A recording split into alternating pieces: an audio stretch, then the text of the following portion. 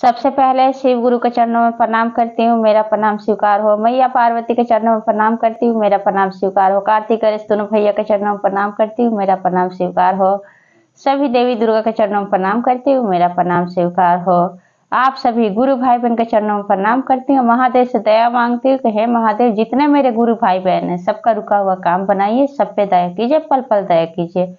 आज जो कथा मैं आप लोग को सुनाने जा रही हूँ, क्यों बने महादेव जादुई नाग, कथा बहुत सुंदर है, शुरू से अंत तक सुनिए। और अगर आप लोगों को कथा अच्छा लगे और अगर आप लोग महादेव के सच्चे भक्त हैं तो वीडियो को लाइक करें। अगर आप लोग मेरे चैनल पर नए हैं तो चैनल को सब्सक्राइब कीजिए, घंटे के निशान को जरूर प्रेस कीजिए ताकि कोई कथा डाले महादेव का आप लोग पास आसानी से पहुंच जाए। रोज महादेव का नए नए चर्चा सुन सके और महादेव से जुड़ सके। दोस्तों में रिश्तेदारों में शेयर कीजिए, कमेंट बॉक्स में हर महादेव जरूर लिखिए, क्योंकि भगवान का नाम बोलने से, लिखने सुनने से सारी कष्ट, सारी परेशानियां दूर होती है। गुरु भाई बहन, आप लोग को हाथ जोड़ के मैं विनती करती हूँ कि आप लोग वीडियो तो देखते हैं, वीडियो को लाइक नहीं करते हैं। आप लोग के साथ से, आप लोग के सपोर्ट से महादेव का चर्चा ज्यादा से ज्यादा भक्त तक पहुंचे, तो आप लोग वीडियो को लाइक करें, शेयर करें और चैनल को सब्सक्राइब कीजिए। इससे ये होता है कि जितने भी महादेव के भक्त हैं उनके पास वीडियो आसानी से पहुंचता है। तो चलिए ज्यादा बात नहीं करते हुए कथा शुरू करती हूँ। एक गांव में संध्या अपनी माँ के साथ रहती थी। संध्या के पिताजी का बचपन में ही देहांत हो गया था। संध्या के पिताजी बचपन में ही मर गए थे। संध्या के माँ के पास छोटा सा एक जमीन का टुकड़ा था। संध्या की माँ उस जमीन के टुकड़े को संध्या की शादी के लिए बचा के रखी थी कि जब संध्या की शादी करेगी संध्या की माँ, तो उसी जमीन को बेच के और जो नकद मिलेगा पैसे, वो उसकी शादी में कैश उसके ससुराल वाले को दे देगी संध्या के।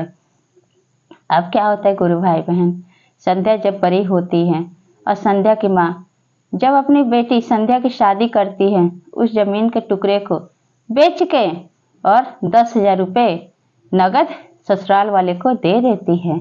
अब क्या होता है, शादी के बाद संध्या अपने ससुराल में हंसी खुशी से रहने लगती है।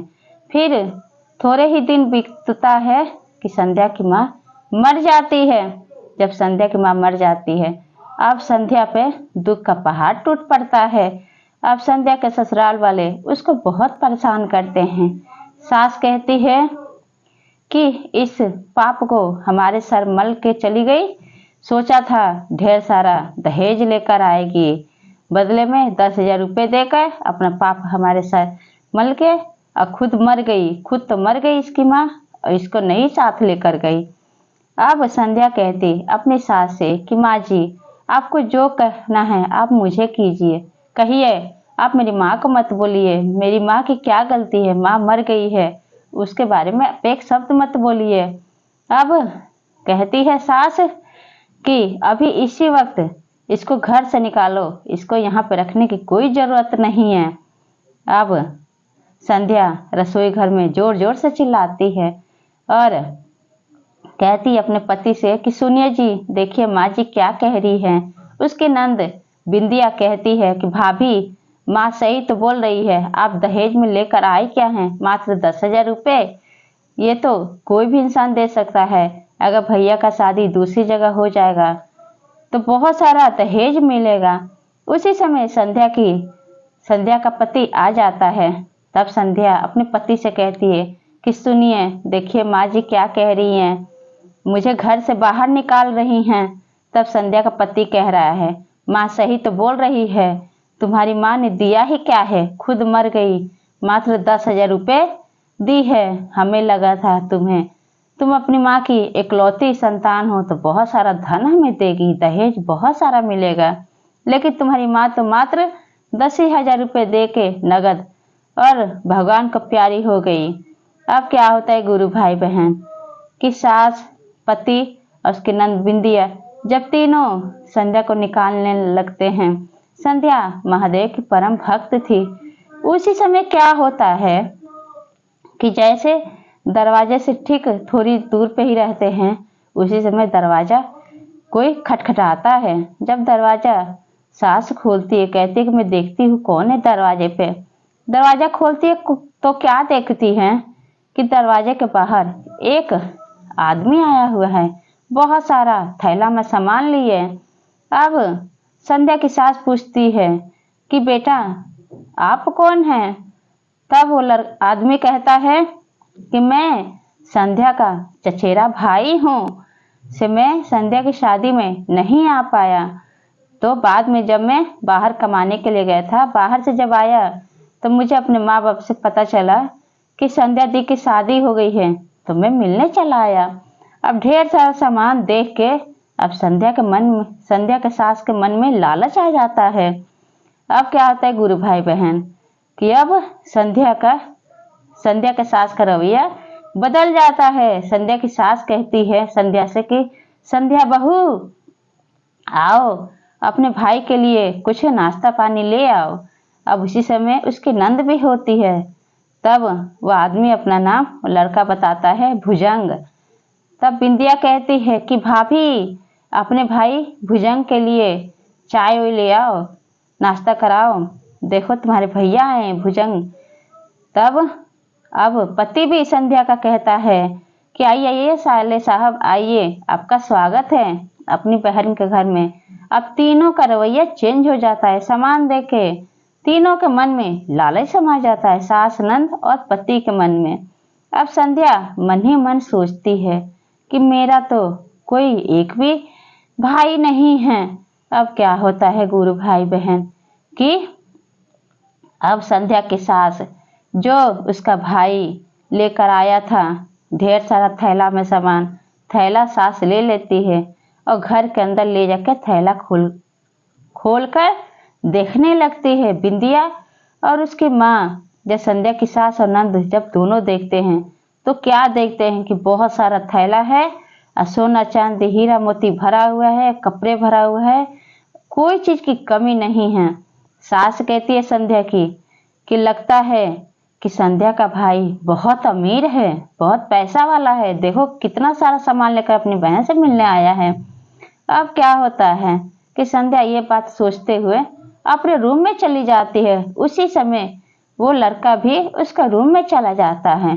तब संध्या पूछती है कि बताओ तुम कौन हो और तुम किस मकसद से यहाँ आए हो, क्योंकि मुझे पता है मेरा कोई भाई नहीं है और मेरे चाचा चाची हैं, उनकी बस एक ही संतान है, उनकी सिर्फ एक ही लड़की है, उनका कोई लड़का नहीं है। बताओ कि आप कौन हैं? अगर आपने मुझे बहन कहा है तो भैया आप बताइए कि आप कौन हैं। अब क्या होता है कि जो लड़का भाई बन के आया था वो एक नाग के रूप में हो जाता है। कहता है कि बहन मैं एक महादेव का भेजा हुआ जादुई नाग हूँ, मैं आपकी रक्षा करने के लिए आया हूँ। आपके ससुराल वाले आपको दहेज के लिए बहुत परेशान करते हैं, इसलिए मैं जब तक आपका दुख दूर ना कर दूं मैं यहाँ से नहीं जाऊंगा। अब क्या होता है गुरु भाई बहन, अब संध्या कहती हैं कि भैया यहाँ पे आपकी जान को खतरा है, आप यहाँ से चले जाइए। कहता है जादुई नाग भुजंग कि नहीं बहना, मैं यहाँ से नहीं जाऊंगा, मुझे महादेव आदेश दिए हैं कि जाओ मेरी भक्त संध्या का तुम सहारा बनो, उसका दुख दूर करो, इसलिए मैं महादेव के आदेश पे यहाँ आया हूँ। जब तक आपका दुख तकलीफ दूर ना कर दूं मैं यहाँ से नहीं जाऊंगा। अब क्या होता है गुरु भाई बहन कि अब भुजंग आदमी के रूप में वहां पे रहने लगता है, सभी सदस्य के साथ रहने लगता है। अब क्या होता है धीरे धीरे समय बीतने लगता है। एक दिन की बात है कि अब भुजंग अपनी बहन संध्या से उसके रूम में नाग रूप में मिलके बात करने लगता है। कहती है संध्या भैया आपके जान को खतरा है, अगर आपके विषय में यहाँ पे मेरे घर के लोगों को किसी को पता चल गया तो आपको मार डालेंगे। उसी समय उसकी सास दरवाजे के बाहर खड़ी होके सुनती रहती है कि आखिर ये कौन है और इसका असली मकसद क्या है। तो सारी बात सुन लेती है कि जो भुजंग आया है आदमी उसका भाई बनके संध्या का वो एक नाग है। अब क्या होता है गुरु भाई बहन, अब वहीं पे दरवाजे के बाहर जोर जोर से चिल्लाने लगती है संध्या की सास। कहती है बचाओ बचाओ, इस नाग से बचाओ। अब जो नाग रूप में भुजंग रहता है वो इंसानी रूप में हो जाता है और संध्या के रूम से दोनों भाई और बहन निकलते हैं। तब पूछते हैं, क्या हुआ माँ जी, अब क्यों जोर जोर से चिल्ला रही हैं? उसी समय संध्या का पति और उसकी नंद संध्या की आ जाती है। पूछते कि माँ क्या बात है, आप इतना जोर जोर से क्यों चिल्ला रही हैं? तब संध्या की सास कह रही है, कहती है अपने ही बेटे से कि ये जो संध्या का भाई है ये इसका असली भाई नहीं है, क्योंकि इसका कोई भाई ही नहीं है।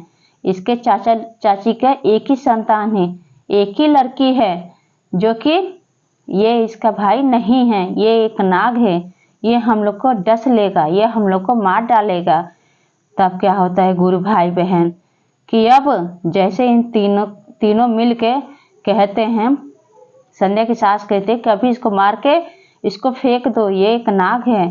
तब क्या होता है गुरु भाई बहन, जैसे डंडा लेने के लिए घर के अंदर संध्या की सास और उसका पति उसकी नंद जाते हैं, लेकर आते हैं। उस समय संध्या अपने भाई भुजंग के आगे खड़ी हो जाती है और कहती है कि माँ जी आप मुझे जो कहना है कह लीजिए, लेकिन आप मेरे भाई के साथ कुछ भी गलत नहीं कर सकती हैं, क्योंकि ये महादेव के भेजे हुए नाग देवता हैं। इनके साथ आप कुछ गलत मत कीजिए, आप इनको जाने दीजिए। तब इंसानी रूप से जो भुजंग था वो नाग रूप में हो जाता है और कहता है कि आप दोनों के लालच के कारण और मेरी बहन संध्या जो महादेव की परम भक्त है, महादेव की शिष्या है, महादेव ने खुद मुझे आदेश दिए हैं कि जाके मेरी भक्त की रक्षा करो, उसके लालची ससुराल वाले को सबक सिखाओ। इन लोगों का लालच दिन पर दिन बढ़ ही जा रहा है। अब मेरी भक्त को रोज आए दिन उसको तंग करते हैं, परेशान करते हैं। अब क्या होता है गुरु भाई बहन, तीनों को अपनी गलती का एहसास होता है। अब जब तीनों को, संध्या के सास, उसके पति, उसकी नंद को, तीनों को अपनी गलती का एहसास होता है कि अब नाग देवता हमें डस लेंगे और हम लोग मर जाएंगे। अब हाथ जोड़ के वहीं पे चरणों में नाग देवता के गिर जाते भुजंग के और कहते हैं कि बेटा हमें माफ कर दो, हमारे मन में थोड़े देर के लिए लालच आ गया था दहेज को लेकर। आज के बाद हम संध्या को कभी तंग नहीं करेंगे, हम कभी परेशान नहीं करेंगे, आप हमें माफ कर दो। और अब संध्या को हंसी खुशी से अपने घर में बहू नहीं बेटी बना के रखेंगे और हम कभी उसको परेशान नहीं करेंगे, कभी दुख नहीं देंगे। भुजंग जो नाग के रूप में था इंसानी रूप में हो जाता है और कहता है कि ठीक है मैं जा रहा हूँ, लेकिन आज के बाद अगर आप लोग मेरी बहन के साथ कुछ भी गलत किए संध्या के साथ, तो मैं फिर से आऊँगा और आप लोग को सबक सिखाऊंगा। वहाँ से महादेव के भेजा हुआ नाग देवता वहाँ से चले जाते हैं, भुजंग चला जाता है और उस पर से हंसी खुशी से संध्या की सास और उसकी नंद बिंदिया और संध्या का पति तीनों हंसी खुशी से संध्या को रखने लगते हैं घर में। उसी गांव में एक मंदिर, शिव मंदिर बनवाते हैं, रोज नित्य प्रतिदिन महादेव की भक्ति करते हैं और संध्या के प्रति सबका रवैया घर का सबका बदल जाता है, सबका मति बदल जाता है और सब खुशी खुशी संध्या के साथ रहने लगते हैं और संध्या भी अपने ससुराल में हंसी खुशी से रहने लगती है। और तब गुरु भाई बहन, अगर सच्ची भक्ति होता है तो महादेव अपने भक्त को कभी निराश, कभी दुखी नहीं देख सकते। कभी भी कोई दिक्कत परेशानी हो, महादेव अपने किसी न किसी के जरूर भेजते हैं सहारे के लिए, रक्षा के लिए। तो किस तरह से नाग देवता संध्या की रक्षा किए। तो ये चर्चा आप लोगों को कैसा लगा कमेंट बॉक्स में बताइए। सब बोलिए हर हर महादेव, माता पार्वती की जय।